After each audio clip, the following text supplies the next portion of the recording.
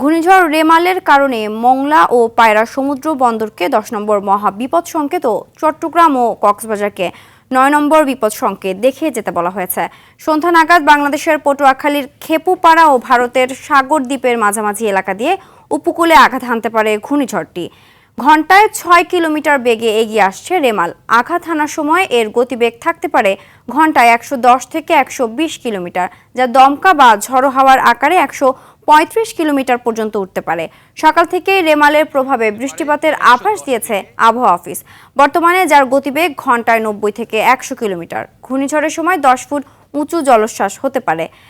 নগদে 500 টাকা বা তার বেশি পেমেন্টে পেতে পারেন ঢাকায় জমিসহ 20 কোটি টাকার পুরস্কার। সাগরে থাকা সব মাছ ধরার নৌকা ও ট্রলারকে দ্রুত নিরাপদ স্থানে যাওয়ার নির্দেশ দিয়েছে আবহাওয়া অধিদপ্তর। সারা দেশে আজকে এই অগ্রভাগের প্রভাব পুরো উপকূলে শুরু হবে এবং মূল কেন্দ্র যেটি সেটি অতিক্রম করা না পর্যন্ত আমাদের মনিটরিং সিস্টেম আমরা বুলেটিন ইস্যু করতে থাকি। সেই সময়টা মধ্যরাত পর্যন্ত এই কেন্দ্রটা অতিক্রম করার সময়। দর্শক, এ বিষয়ে আরো জানাতে রাজধানীর আগারগাঁওয়ে আবহাওয়া অফিস থেকে যুক্ত হচ্ছেন সুফিয়ান ফারাবী। ফারাবী, ঘূর্ণিঝড় রেমালের বিষয়ে আবহাওয়াবিদ কি অফিস সর্বশেষ কি তথ্য দিচ্ছে, এর প্রভাব কেমন হতে পারে জানাবেন? সিনথিয়া, যেমনটি আমরা শুনছিলাম নিউজে যে বলা হচ্ছে যে আজকে দুপুর 12টা থেকে কিন্তু এর অগ্রভাগ কিন্তু আঘাত হানতে শুরু করবে। ধেয়ে আসছে যেই ঘূর্ণিঝড়টা ইতিমধ্যে 10 কিলোমিটার বেগে গতিবেগ নিয়ে শক্তি নিয়ে এটি ছুটে আসছে এবং দুপুর 12টার মধ্যেই এটি বাংলাদেশের উপকূলে আঘাত হানার কথা রয়েছে এবং এর প্রভাবে কিন্তু দুইটি সমুদ্র বন্দরকে 10 নম্বর মহাবিপদ সংকেত দেখাতে বলা হয়েছে। নগদে 500 টাকা বা তার বেশি পেমেন্টে পেতে পারেন ঢাকায় জমিসহ 20 কোটি টাকার পুরস্কার।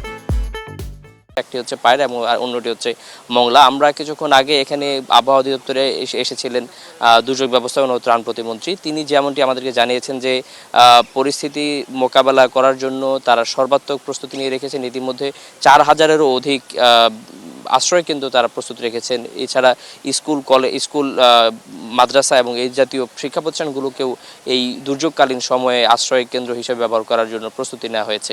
এছাড়া 80,000-এর অধিক স্বেচ্ছাসেবী কিন্তু প্রস্তুত রাখা হয়েছে, এমনটি কিন্তু দুর্যোগ প্রতিমন্ত্রী আমাদেরকে জানিয়েছেন।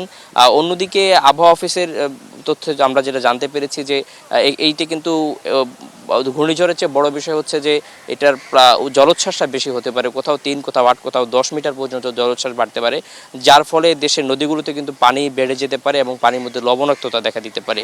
তো সব মিলিয়ে কিন্তু আবহাওয়া এখন পর্যন্ত বাংলাদেশের উপকূলে এখন পর্যন্ত এটি অগ্রভাগ আঘাত না হারলেও এখন পর্যন্ত কিন্তু আশঙ্কার কথাই আবহাওয়া অফিস থেকে জানানো হচ্ছে। এই ছিল আমার কাছে এখান থেকে সর্বশেষ। ধন্যবাদ।